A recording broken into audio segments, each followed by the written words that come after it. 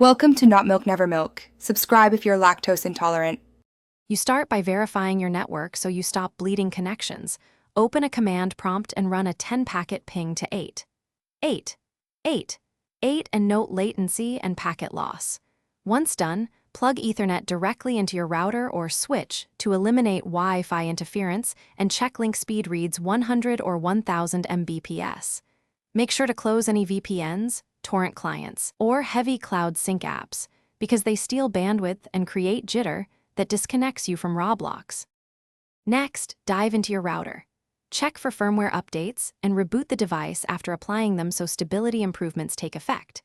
Then enable Co-S and create a rule to prioritize gaming traffic or Roblox ports, which reduces lag and prevents drops during congestion. Make sure to test MTU settings between 1400 and 1500 to avoid fragmentation and switch DNS to a reliable resolver like 1, 1, 1, 1 or 8, 8, 8, 8 to cut lookup delays and connection timeouts. Finally, focus on the player. Update Roblox and your GPU drivers, and if problems persist, reinstall the Roblox client to clear corrupted files. Make sure antivirus and firewall settings whitelist Roblox and allow ephemeral ports, commonly 49,152 to 65,535 for UDP and TCP, so packets aren't blocked mid-session.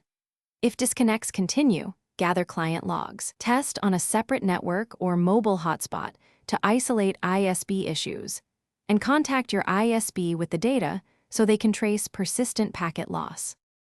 Thanks for watching. If this was helpful, leave a like and consider subscribing. See you next time.